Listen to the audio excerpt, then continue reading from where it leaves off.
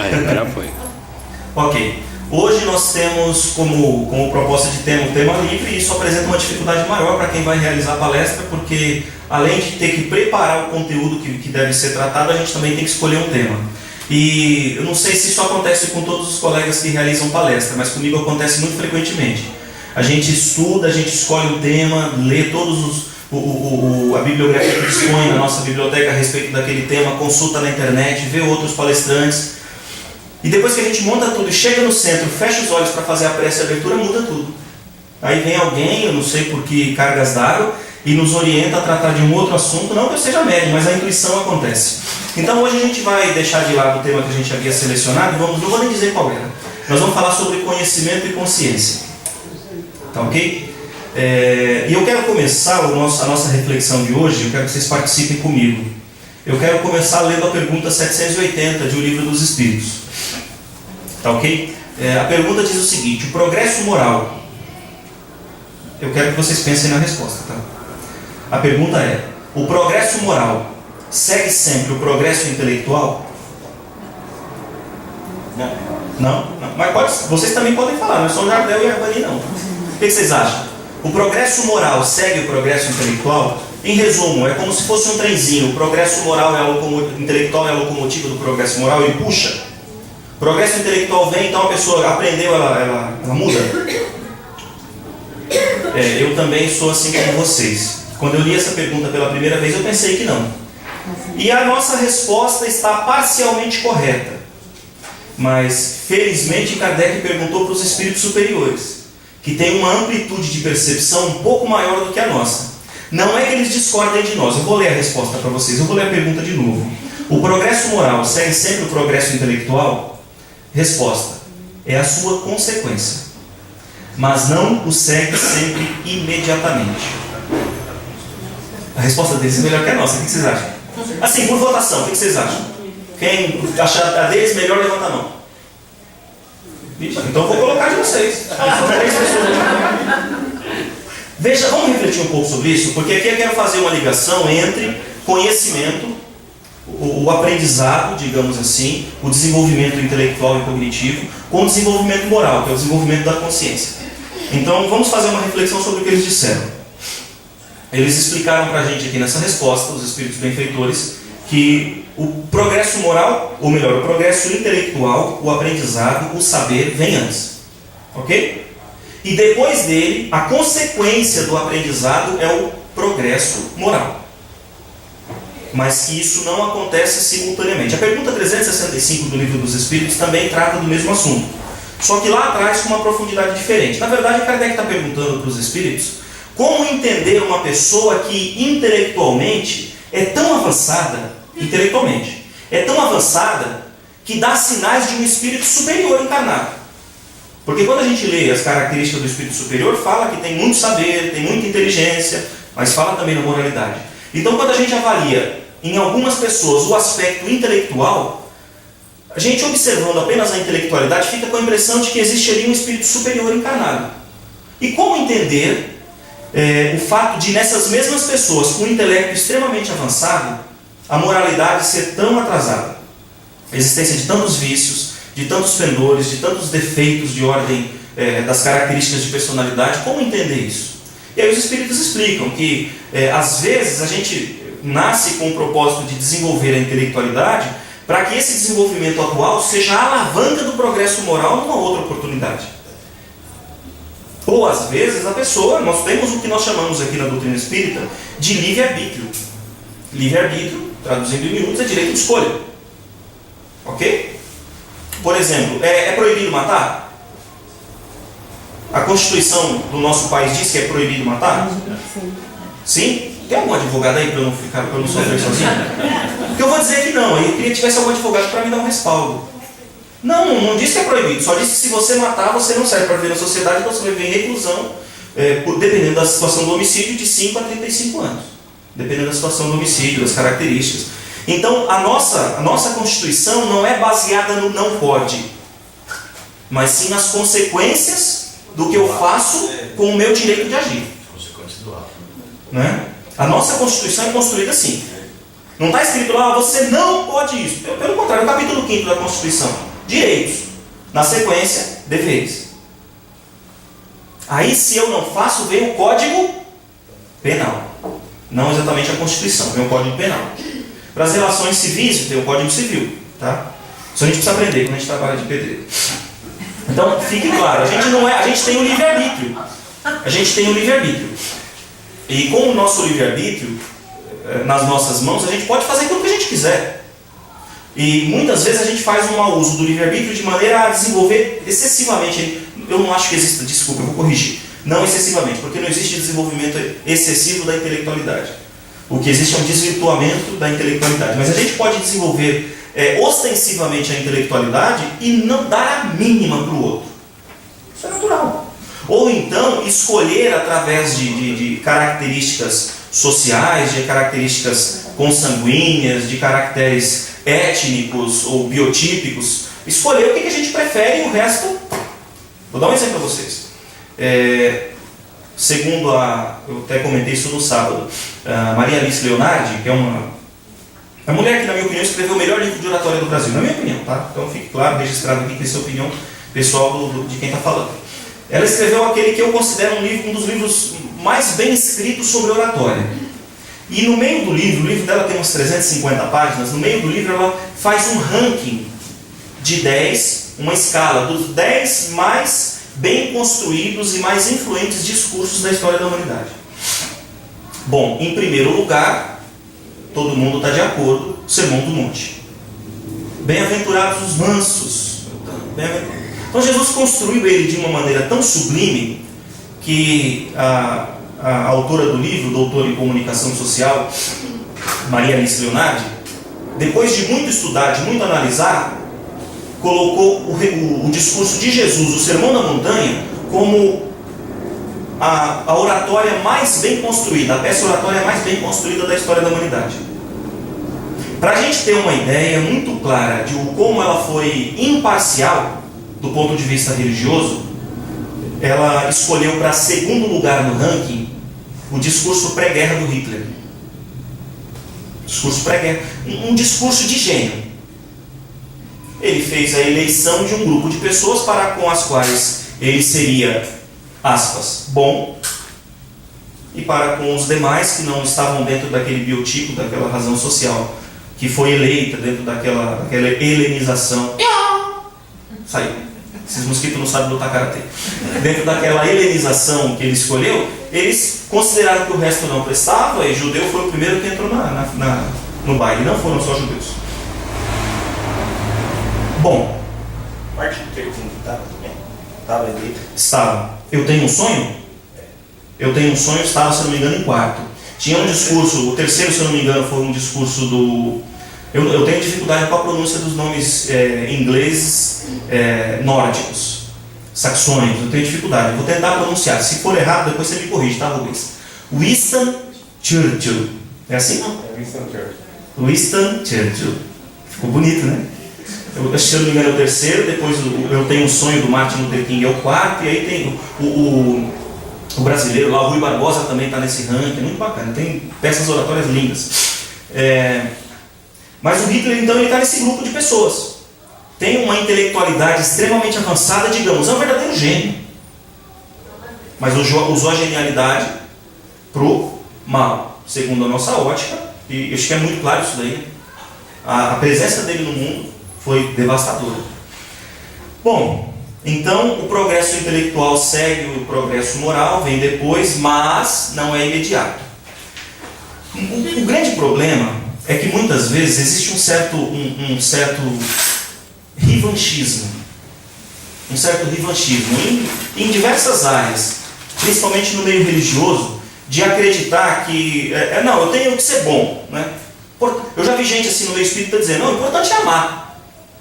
O importante é amar, esse negócio de ficar estudando Kardec. O Forte fala isso aqui algumas vezes, eu imagino que vocês devem se lembrar dele dizendo isso. Eu conheço gente que fala realmente isso, não, o importante é amar, esse negócio de ficar lendo Kardec, fazendo curso, marcando simpósio, seminário, tendo não sei quantas horas de aula para depois a pessoa começar a praticar uma mediunidade. Isso é tudo bobeira.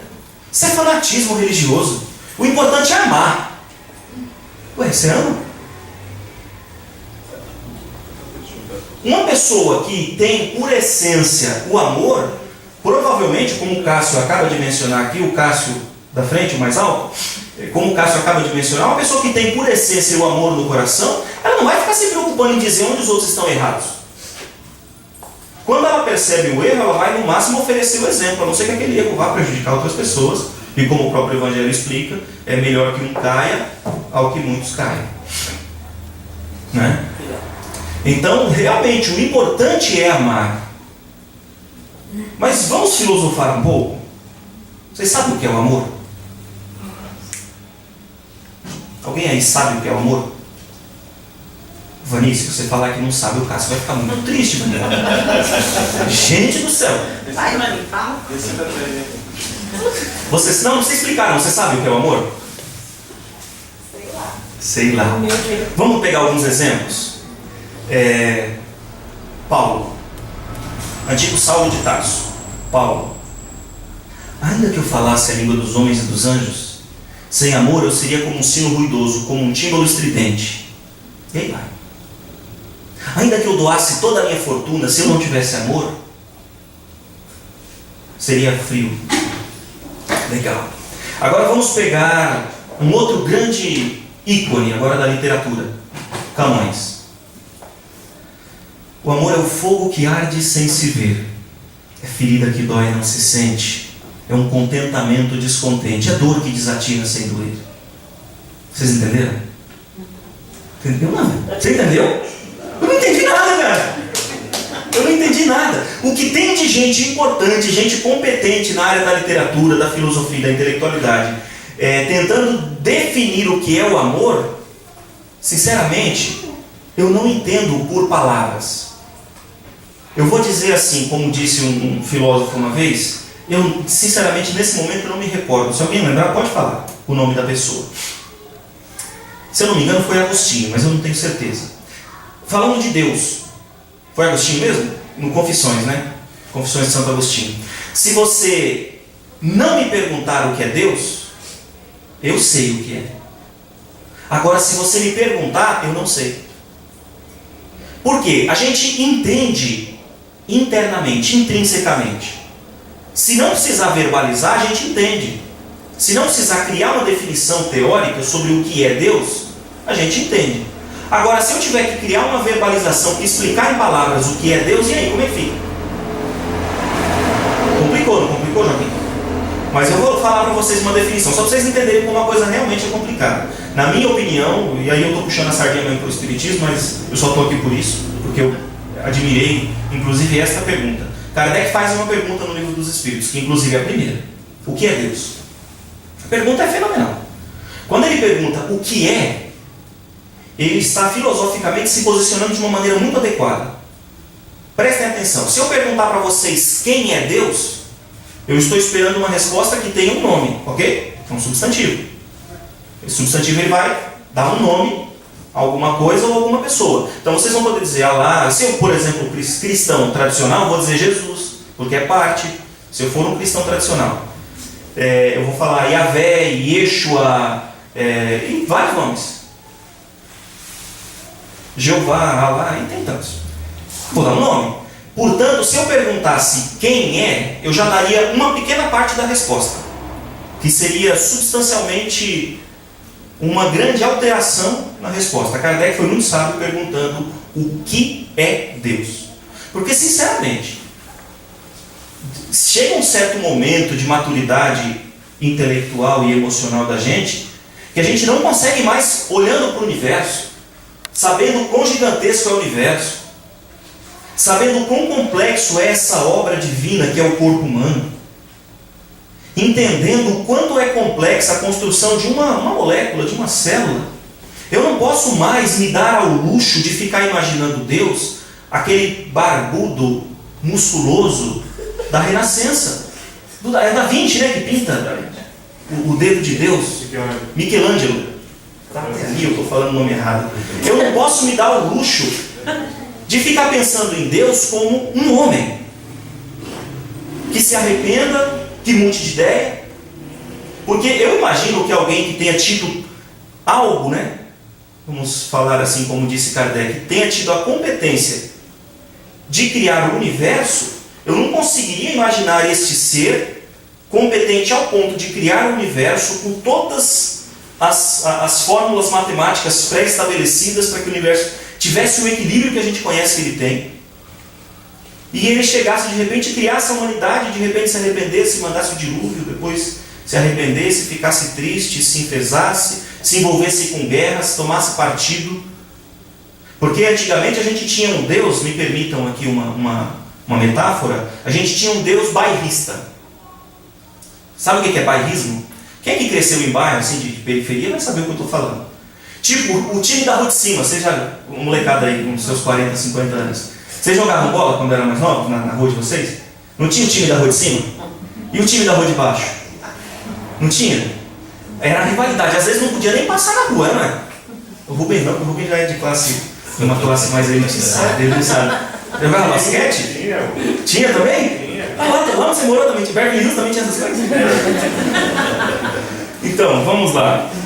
Essa visão bairrista de divisão, de contrariedade, é a mesma visão que o ser humano, na sua maior quantidade, não estou generalizando, mas na sua maior expressão na Terra, essa é a mesma visão que o homem tem de Deus.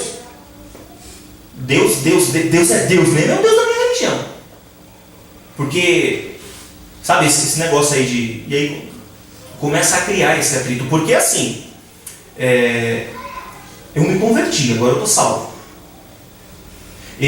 Agora eu estou no caminho da salvação. Vejam bem, não é? Eu acho que é muito importante. Eu tenho até uma observação que às vezes eu faço, lá na rua onde eu morei 25 anos aqui em Diadema, no Casa Grande, e tinha uma pessoa lá que vivia ali no Casa Grande para o Cazuza, ele roubava carro, ele traficava e tal. Passou um tempo e ele tinha feito muita coisa errada. Eu não vou entrar em detalhes porque é desagradável até, chega a ser desagradável. Mas ele fez bastante coisa assim que não era legal, mas chegou um momento na vida dele que ele se arrependeu e começou a frequentar a Igreja Universal do Reino de Deus. E estava andando com a Bíblia lá. Aí um colega do bar morria de medo dele quando ele era bandido, matador, traficante, ladrão e tal. Morria de 38 da Bíblia, não? Não, veja bem. A reflexão é o contrário dessa. Veja bem. Morria de medo dele, não falava nem com ele direito. Depois que o homem virou evangélico, abandonou as armas e tal, e começou a pregar. Às vezes incomoda, é verdade, a gente bate na porta ali, insiste que quer falar com a gente e tal. Às vezes a gente não está. Eu, por exemplo, não sei, é que vocês não são assim, né? Mas eu nem sempre estou de tão bom humor, com muita paciência. Às vezes eu não quero conversar. Sabe, olha, meu irmão, eu sou espírita e tal. O nosso diálogo não vai ter um resultado. Aí que fica pior. Eu descobri que essa estratégia não funciona. Eu sou espírita, é um chamariz. Aí toda semana tem um na porta. Um dia eu falei, eu estava tão bravo assim, eu vou contar um segredo. Não conta pra ninguém, é segredo, tá, gente? Vai pro YouTube, mas é segredo. Um dia eu falei, eu não posso falar com o evangélico hoje, que eu fiz um trabalho com o capeta essa semana. Eu falei, desculpa, tá? Tô brincando, não falei isso não, mas deu uma vontade assim, entendeu? Aí esse rapaz estava passeando lá com a Bíblia e esse homem que morria de medo dele antes começou a soltar umas piadinhas. Não sei o que, matava aí, roubava e tal, agora acha que vai pro céu? Você acha que vai pro céu? Morria de medo. Quando a ferramenta dele era um 38 cano longo, 7 balas na cintura. Que inclusive quase sempre estava quente, né? Não sei se vocês sabem, quando atira fica quente. Por umas 2 horas. Morria de medo, agora ficava tirando sarro. E eu falei pra ele, olha meu amigo, não fala que não vem ao caso. Você acha que ele está errado de ter virado crente? Não sei o que e tal. Ué, mas você preferia quando ele estava matando, roubando? Mas ele acha que vai pro céu. Ele vai pro céu. Vai demorar um pouco, mas ele vai. Mas ele acha que vai ser, que ele está salvo. Isso está te incomodando? Por quê? Acho que você está acreditando que ele está salvo e não teve coragem de ir para o mesmo caminho. Porque se o que o outro está experimentando na vida dele está te incomodando, é que você tem o apreço com alguma coisa aí. Eu acho que você está ciente que não vai. Aí ele, não sei o quê. Não, então pera lá, você é dono de um comércio, você gostaria que ele continuasse roubando os comércios da vida? Não, você tem razão. Não, mas que é chato, não estou dizendo que não é não, mas eu acho que você está sendo mais chato do que ele. Bom, tudo bem que eu acho que existe muita ilusão ainda na maneira de encarar o processo de estar salvo ou não. E salvo de quê? Você está salvo de quê? Porque Jesus nunca promete que vai ser tudo facinho. Pelo contrário, cansei de falar isso aqui, o Forte já falou, o Wagner já falou várias vezes. A parábola, a metáfora do homem prudente não chega a ser uma parábola, é uma metáfora que Jesus cria. O homem prudente constrói sua casa em cima da rocha, e construindo sua casa na rocha, virá a tempestade, virão as maremotos, os ventos, os vendavais, vão balançar tudo, mas a casa construída na rocha fica de pé. Né? Agora, se construir a casa na areia, vai vir uma chuva, uma tempestade, um vendaval e a casa cai. Jesus não iludiu ninguém. Se a gente construir a nossa casa, o nosso edifício moral, que é o da metáfora, na rocha dos valores nobres, da ética, da moral, do respeito, da caridade, do amor ao próximo, ele não disse que seria tudo fácil. Ah, fez assim, então pode ficar tranquilo. Você vai arrumar um emprego bacana, você vai arrumar um salário melhor ainda, você nunca sonhou na vida. Um cargo que eu vou te contar, a pessoa fica toda iludida, acha que é bom? De repente esses cargos, esses salários acarretam tantas outras complicações nas nossas vidas. Tá aí o Mauro que não deixa eu mentir sozinho, né, mano? Se é pra mentir, eu gosto de um cara assim, mais de 60 anos. Quanto mais cargo, mais responsabilidade vai na cabeça. Às vezes pesa bastante. Então Jesus não nos enganou, não disse que seria fácil. Acontece que a consciência, ela se desenvolve num processo linear com o desenvolvimento da inteligência. Jesus tem uma frase, uma expressão que nos convida para essa mesma reflexão. Conhecereis a verdade e a verdade vos libertará. Ele não disse que ele ia libertar ninguém de nada. Ele diz assim, conhecereis a verdade e ela vos libertará. Agora, liberdade, conquista de liberdade é um processo. A ilusão acaba aqui. Liberdade é um processo e conhecer a verdade é um processo.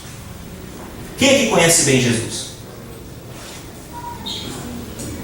Quem conhece Jesus mais ou menos? Mais ou menos. Quem conhece só um pouquinho de Jesus? Levanta a mão. Tá ok. Vamos fazer uma ligação aqui. Conhecereis a verdade vos libertará. O que é a verdade? Vocês lembram quando Jesus foi perguntado sobre o que é a verdade? Teve uma ocasião, o último diálogo dele na terra, antes da cruz, porque na cruz ele teve outros, foi com Pôncio Pilatos. Pôncio Pilatos faz para ele várias perguntas, e aí ele... meu reino não é daqui, aquele diálogo extenso, a gente não tem tempo para relembrar todo o diálogo, eu só quero lembrar daquela pergunta crucial. Se eu não me engano, foi a única pergunta que textualmente está registrada, que foi dirigida para Jesus, na Bíblia, no Evangelho.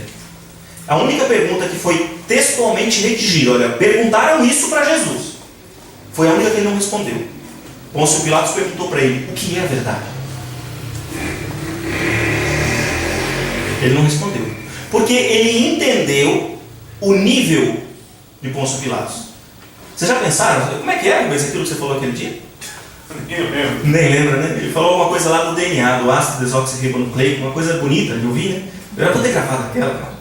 Mas vamos lá. Jesus não respondeu o que era verdade, mas ele não nos deixou sem a informação. Conhecereis a verdade vos libertará. Mesmo que a gente não tenha feito a pergunta que ele tenha respondido, ele disse o que é a verdade. Mais do que isso, ele disse qual era o caminho. E ele foi mais longe. Ele disse o que era a vida para ele. Ele diz assim, ó, eu sou o caminho, eu sou a verdade, eu sou a vida. Eu não sei se vocês sabem, mas quando Moisés vê, Abraão também, entre aspas, quando Moisés vê o Deus do povo judeu, nos momentos mais nobres, e ele pergunta quem é Deus, Deus responde aquela voz, né, dos filmes antigos, dos 10 mandamentos. Eu descobri uma coisa estudando sonoplastia. Quando você fala mais perto do microfone, ele capta melhor as ondas graves. Eu sou. Foi isso que eu descobri. Eu sou o caminho, a verdade e a vida. Jesus disse isso. Mas lá no Antigo Testamento, a entidade espiritual que se apresenta como Deus nos momentos de elevação espiritual, diz tanto para Abraão como para Moisés, quando ele pergunta: mas quem é você? Direi apenas: eu sou. João, quando começa o seu evangelho, que é o quarto evangelho, que é o evangelho mais religioso de todos, ele começa dizendo assim: no princípio era o verbo. Aí ele fala outras coisas e conclui essa linha de raciocínio, esse silogismo, dizendo: e o verbo se fez carne. Ele está falando do nascimento de Jesus. Então Jesus era o Espírito. Por isso eu não considero que os evangélicos estão errados quando eles entendem que o Deus do povo judeu é Jesus, porque era Ele mesmo dirigindo aquele povo.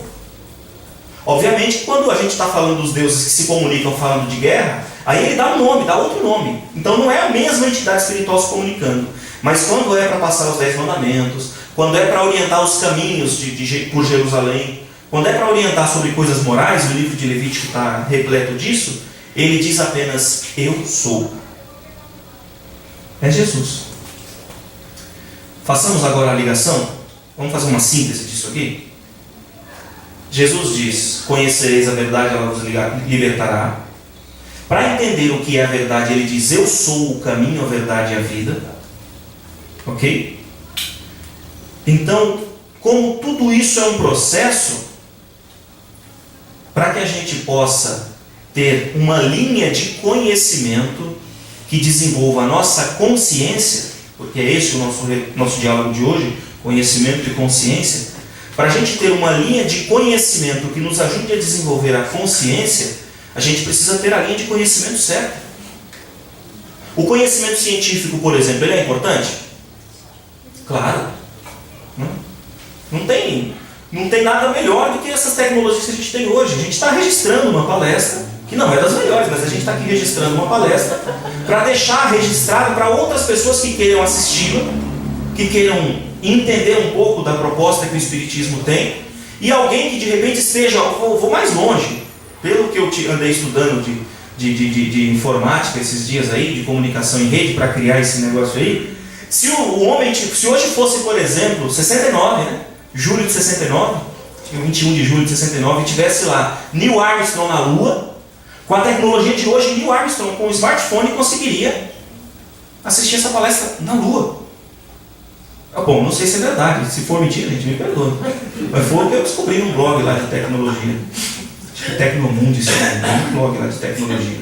Olha que interessante, mas vamos deixar essa viagem de lado e vamos dizer assim, ó. Se a pessoa viajou para o Japão e quer acompanhar as palestras do Recanto, ela acompanha. Que interessante. Gente, antigamente, uma descoberta assim que mudou o mundo. Mudou o mundo, o telégrafo. Código Morse, mandando informação de um lado para o outro, criando textos. Depois, acho que é Alexander, o primeiro nome dele, o senhor Graham Bell, é Alexander mesmo, né? Alexander Graham Bell, cria um telefone e ele está conversando. A primeira pessoa para quem ele ligou depois do assistente dele foi Dom Pedro I, se eu não me engano. Mas o Alexander Graham Bell, quando ele está inventando o telefone, ele está a uma distância, ele tem um fio, um cabo que manda informações, tem um sensorzinho que registra um código de informações e transforma em áudio na outra ponta do fio pelo tipo de sinal. Quando ele está conversando com o assistente dele, a primeira vez que acontece uma ligação, segundo alguns biógrafos, ele está falando com o assistente dele, e o assistente dele diz: eu estou ouvindo, mas eu não acredito. Eles estão a 40 metros de distância se comunicando por um sistema de telefonia, primeiro de todos. Né? Tinha até uma alavanca para gerar um capacitor, guardar energia para ela utilizar aquilo como transformação de ondas, encaminhar para lá. Foi um negócio que revolucionou o mundo. Gente, a gente tem smartphone, parece que telefone que o Graham Bell, se o Graham Bell fosse materialista e estivesse no túmulo, ele ia estar virando um túmulo. Ele inventou o telefone não sei quantas décadas depois da invenção do telégrafo. E parece que você não está vendo o telégrafo. 80% das comunicações via celular é com o dedo. É tec. Né? É a invenção anterior. Mas olha, as coisas estão mudando a uma velocidade gigantesca. Logo, o desenvolvimento da tecnologia e da ciência são importantes para nos oferecer qualidade de vida, para nos oferecer mais tempo de vida. Por exemplo, as descobertas do Carlos Chagas. Muita gente que morria por causa do mal de Chagas no coração, no interiorzão onde tem muitos mosquitos que dá isso. Muitas dessas pessoas estão com tratamentos ainda não tão simples, mas estão vivendo. Depois da descoberta da penicilina, as pessoas estão vivendo muito mais. Depois das descobertas dos benefícios do sanitarismo, a gente saiu de uma expectativa de vida de 30, 35 anos, direto para 50. Hoje a gente já está falando que nas próximas décadas, a OMS já está falando, a Organização Mundial da Saúde, que nas próximas décadas o ser humano vai ter possibilidade, eu não sei exatamente o prazo, mas vai ter possibilidade de viver com tranquilidade 100 anos. Os espíritos benfeitores, eu ouvi isso do Manolo, inclusive, certa feita, os espíritos benfeitores dizem que o corpo humano é uma máquina criada na atual conjuntura. Esse corpo que nós possuímos hoje, ele é criado para viver 120 anos com saúde, em média. Não assim, né, gente? Mas vejam, o desenvolvimento da ciência é muito importante. O desenvolvimento da tecnologia é muito importante.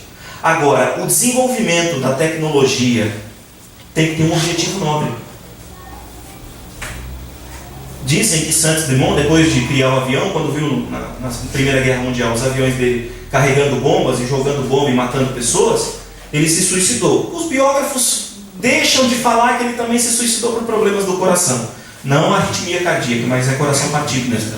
Mas ele teve uma profunda tristeza porque ele descobriu que a invenção dele, que era para transportar pessoas, estava transportando bombas para matar pessoas. Tudo bem, é natural. Alguém de nós, por um acaso, imaginaria que Deus não sabe disso? Outro dia disseram, como é o nome do cantor lá, o negrão americano que morreu? B.B. King, né? O pessoal fez uma cara, ficou chocado comigo. Ficou chocado. Eles acharam que eu estava muito maldoso. Alguém chegou e falou, mas você ficou sabendo, Fred, o B.B. King morreu. B.B. King? Eu falei, mas estava na hora. Mas Fred, como assim você falou um negócio dela? Estava na hora. Ou você acha que Deus deixou ele morrer antes da hora? Se ele morreu é porque estava na hora. Não é que eu queria ou não que ele morresse, mas se a gente não consegue transformar a cor do cabelo sem Grecinho 2000, sem pintura, tá? Jesus está falando da cor das células do cabelo. Se a gente não consegue aumentar a nossa altura em 1 centímetro ou diminuir em 1 centímetro, a não ser se comer muito, que abaixa, como que a gente vai imaginar que não está nas ordens de Deus e no desejo de Deus programar todo o processo desencarnatório também? Se ele morrer, não, não é. Então a gente às vezes tem que tomar cuidado com o tom com que a gente fala, né? Logo, o desenvolvimento científico ofereceu para um homem como B.B. King viver quase 90 anos, né? Mais de 90. Mais de 90? 89. Oi? 89 anos, é quase 90 anos. Caramba, eu estava achando, por exemplo, que o Oscar Niemeyer não ia mais. Eu estava, até 3 anos atrás eu estava achando, gente, eu vou me preparar, porque eu gosto de construir casa. Eu sou pedreiro, eu não sou arquiteto nem engenheiro. Mas eu gosto de construir, então eu vou me preparar, eu quero desencarnar, eu quero estar do lado de lá, eu quero fazer parte da equipe, porque eu cheguei a aí. Vamos ter os 100, não sei quantos, eu achei que já tinha 150. Eu falei, vamos chegar nos 150 e vamos embora. Então, Oi? Dercy Gonçalves, com aqueles palavrão todos, ela foi longe. Né? Então, o desenvolvimento da intelectualidade tem que ter um norte moral. Ok? O estudo da doutrina espírita, não é um estudo que vise o conhecimento em si mesmo. O objetivo do aprendizado do Espiritismo não é o conhecimento em si mesmo. Essa expressão talvez não sendo tão comum, não fica fácil de entender, mas não é o objetivo da doutrina espírita oferecer livros para que a gente aprenda e fique com o conhecimento estacionado na cabeça. Ele tem que represar por algum tempo para a gente digerir. Mas a represa tem que estourar o dique. E esse conhecimento ele tem que vazar, ele tem que escorrer para o coração. Ele tem que mudar a gente. Mas eu quero dar uma notícia boa para vocês. Até hoje eu não descobri uma pessoa que não tivesse mudado nada com o Espiritismo. Até hoje eu não conheço. É lógico, nem todos nós mudamos com a velocidade que é possível.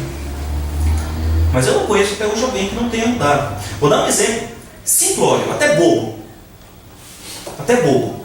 Mas é um exemplo que eu imagino que nos ajude a entender.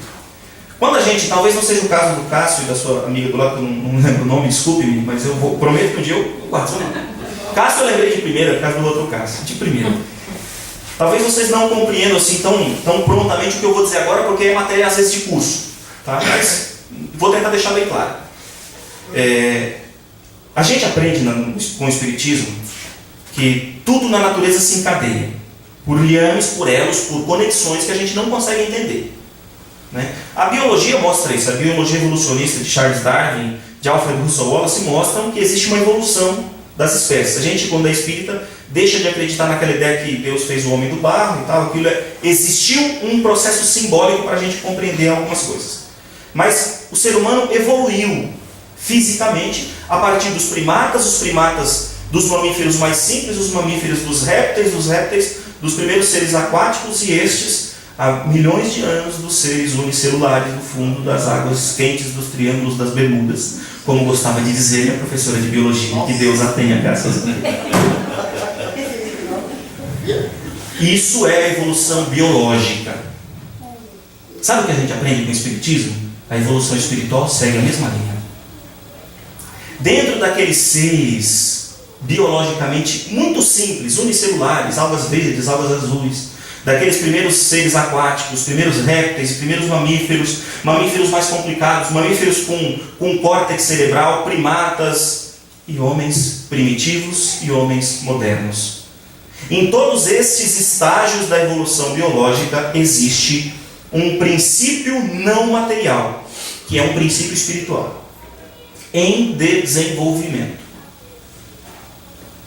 Deus não pegou uma talhadeira, um monte de barro espiritual, um monte de fluido cósmico universal e saiu moldando o espírito na forma humana. Não. Ele criou um mecanismo de desenvolvimento espiritual que segue o desenvolvimento biológico. Ok? Ficou mais ou menos claro? Não, né? Mas depois a gente conversa. Então o que eu quero dizer com isso? Traduzindo assim, lá em casa tem 4 cachorros. Traduzindo em miúdos, lá em casa tem 4 cachorros. Um deles é o chamado Pingo. Vocês já imaginam que o Pingo é o menorzinho, né? Ele é o maior de todos. Ele tem uma perna faltante. Ele nasceu sem uma das pernas, uma das patas dianteiras. Mas ele está lá com a gente, está indo bem, tudo. Às vezes eu paro lá num domingo à tarde, eu acabo de almoçar e fico olhando para ele assim, cara, um dia você vai ser gente, velho. Eu fico conversando com ele, tem gente que acha que eu fiquei doido, né, se ficar olhando. Eu fico olhando para ele e digo, cara, um dia você vai ser gente, cara. Já pensou nisso? Ainda bem que ele não pergunta, que senão eu corria. Tipo, se ele perguntar quando, eu corria. Mas é um ser espiritual que habita aquele corpo. Acho que agora ficou mais fácil de entender, né? Existe um ser espiritual naquele corpo que depois da morte vai tomar outro corpo um pouquinho mais complexo e desenvolvendo outras habilidades, até que depois de milhares e milhões de anos vai chegar a reencarnar como um ser humano primitivo e vai se desenvolver, vai chegar ao nosso estágio. O nosso estágio que eu digo é o estágio do orgulho, da vaidade. Ah, não, vocês não, eu. Estágio do orgulho, da vaidade, do egoísmo. E vai evoluir para um estágio como o de vocês. E depois para um Chico, para um Jesus. Um dia você vai ser gente, cara. Aí eu olho para a formiga que está andando em cima da pia, assim, por causa daquele rastilho de caramelo do leite condensado que rolou assim em cima daquele pudim de leite. Vocês sabem o que eu estou falando. Aí eu vejo as formiguinhas andando assim. Antigamente eu tinha o hábito de ficar esmagando formiga com o dedo. E eu sempre fui, né, meio neurótico. Graças a Deus não sou psicótico, eu era meio neurótico. Eu ficava esperando ela, porque a mármore da minha pia, ela é aquele rajado, né? Eu ficava esperando ela ir na parte mais clara. Vocês também fazem isso? Não, vocês ficam contando azulejo, né? Pisando no lugar certo na calçada. Eu sei como é que é isso. Todo mundo é neurótico aqui. Porque quem não é neurótico, segundo uma amiga minha psicóloga, é psicótico. Então um pouquinho de neurose todo mundo tem. Por isso que é fácil entender, a gente se entender, sabe? Então eu ficava ali matando. Aí eu me tornei espírita e li o livro Evolução em Dois Mundos. Evolução em Dois Mundos é o que explica isso que eu, de algum modo, tentei explicar para vocês aqui sobre a evolução. Eu li o livro Evolução em Dois Mundos, parcialmente eu entendi, porque é complicadinho aquele livro. Entendi parcialmente. E eu fui matar uma formiga, veio um negócio na minha cabeça. Fred, não mata não, que é gente. Como assim? Aí vem aquela voz. É gente não pronta, mas é gente. É um ser humano em potencial. No futuro bem distante vai ser. Deu para vocês entenderem o que eu queria dizer a respeito de desenvolvimento intelectual fazer mudança na nossa característica de agir? Né? A gente começa a aprender algumas coisas que mudam o nosso comportamento. Infelizmente, depois de algum tempo a gente volta a matar a formiga.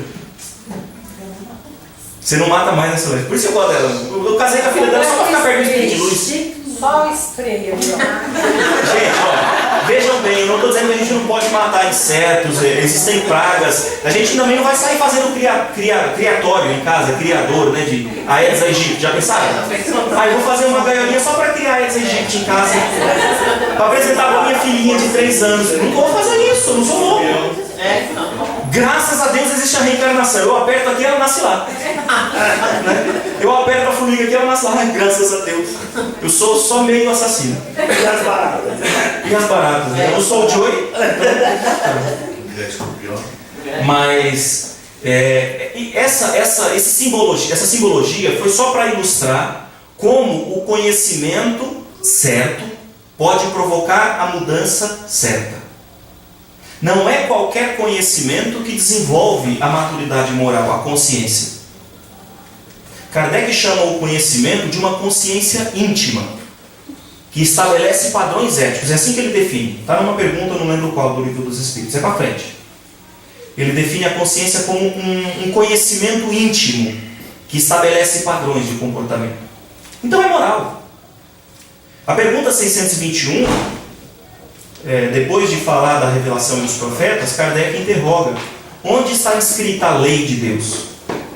O DNA divino está no ser humano? Onde é que está escrita a lei de Deus? Na consciência. Vocês já repararam, gente? Quando a gente está querendo fazer alguma coisa, que a gente está na dúvida se é certo ou errado, não é que a gente está na dúvida, na verdade, a gente está tentando está tentando racionalizar para encontrar uma justificativa porque a gente quer errar. Vocês são assim também, não? Ou são só os seres humanos do planeta Terra? Não, vocês também são assim, vocês também estão aqui, né? Às vezes a gente quer tomar uma decisão, a gente sabe qual é a certa, mas a gente cria uma racionalização para justificar o nosso erro. Só que se a gente fechar os olhos e repousar na consciência e interrogar a própria consciência, a gente sabe o que é certo. No meu caso, por exemplo, né, com o tal do Windows, vou dar um exemplo. Eu não quero falar da vida de vocês, tá, gente? Principalmente quem tem esses piratas da vida aí. Instalar o pirata ou não instalar? O original custa caro. Direito intelectual, direito e jurisprudência internacional, eu não preciso estudar nada disso, é só perguntar para a consciência. É só perguntar para a consciência. Manda o pirata. A consciência falou certo, mas eu usei o pirata por tantos anos. Mesmo com a consciência gritando lá de baixo: ei, eu tô aqui! Eu usei o pirata por tantos anos. Como o meu dinheiro não cresceu, eu saí do pirata para o LibreOffice. Né? Meu dinheiro não cresceu, mas a consciência não estava doendo. Não estou dizendo o que vocês têm que fazer na vida de vocês, tá, gente? Pelo amor de Deus, eu não quero me meter nessa discussão, porque isso é muito pessoal. Tá ok? Mas vamos estudar, vamos aprender, vamos ler. Não é para a gente se imaginar como um fanático, alguém que está assim, sabe? Poxa, eu conheço gente, vou falar para vocês a verdade, eu conheço gente que é meio doido. Lê 4, 5 livros de uma vez só. Né, Aninha? 3, 4, 5 livros de uma vez só. Ei, tá doido? Desculpa aí. Comprei o peixe. Tá doido, meu? 4, 5 de uma vez só, mas como é que você entende? Mas é importante que a gente se dedique. Não estou dizendo aqui quanto tempo, só para vocês terem um exemplo prático, para a gente poder encerrar, que o nosso horário já estourou. A Ivone do Amaral Pereira fez uma experiência e ela relata isso em alguma das suas obras, era uma entrevista, não sei bem ao certo, mas ela diz que 15 minutos diários de leitura da obra básica. A obra básica se trata da obra escrita por Allan Kardec, são 5 livros, tá? Esse é o primeiro livro dos Espíritos, depois tem mais 4. Ela diz assim, que 15 minutos de dedicação à leitura da obra de Kardec, uma vez por dia, dá para ler Kardec inteiro, os 5 livros básicos, uma vez por ano. Ela não está teorizando, ela fez. Ela está explicando o que ela fez, e o que ela fez por muito tempo. Isso ajuda demais. Uma vez, o Bacelli já tinha presenciado isso várias vezes, e isso aqui é o nosso encerramento. Bacelli, toda vez que chegava na casa do Chico, encontrava o Chico. Se ele estivesse sozinho, ele estava com uma canequinha de café com leite e o Evangelho segundo o Espiritismo, lendo. O Evangelho é a base moral da doutrina espírita, base que nos orienta a como viver bem, moralmente, em relação aos outros. E o Chico estava lendo o Evangelho. Isso acontecia 1, 2, 10, 20, 50 vezes. Um dia curioso, já com uma intimidade um pouco maior com o Chico, ele perguntou: Chico, por que toda vez que eu chego e você está sozinho, você está lendo o Evangelho segundo o Espiritismo? O Chico diz pro Bacelli o seguinte: é que eu sou tão deficiente nessa área, meu filho. Eu sou tão atrasado moralmente, eu sou tão carente do Evangelho que eu preciso ler, para ver se eu aprendo alguma coisa. Gente, o Chico escreveu mais de 540 livros. Ele tem uma venda, uma tiragem de livros, que ele está entre os 20 maiores vendedores de livros do planeta. Ele está entre os 20 maiores vendedores de livro do planeta. Ele é um sujeito que, se tivesse acumulado todas as rendas só dos direitos autorais dos livros, sem contar as doações de fazenda, de apartamentos, de carros, de dinheiro que ele recebeu, que ele recebia e doava. Só os livros dava para ele. Um dia, como é que é o nome dele? Paulo Coelho foi lá visitá-lo e falou para ele: Chico, eu estou feliz que eu comprei um castelo na França. Eu comprei um castelo na França para comemorar meu primeiro 1 milhão de livros vendidos. Aí ele falou: e você, Chico, vendeu quantos? Não sei não. Alguém que estava do lado do Chico falou: semana passada deu 10 milhões. Nossa. O Paulo Coelho vendeu mais que o Chico, tá? Na história, depois ele fez outros livros, foi para fora do Brasil e ele vendeu mais, em termos numéricos. Mas aquela era a realidade do momento. Mas o Chico não. O Chico é uma pessoa nobre para o nosso nível. E ele estava lendo o Evangelho dizendo que ele era carente de moral. Então a gente precisa aprender alguma coisa. Vocês acham? Vamos encerrar? Vamos chamar o Vando? Vando está aí? Para fazer a nossa prece de encerramento? Então, muito obrigado pela atenção de vocês e muito boa noite.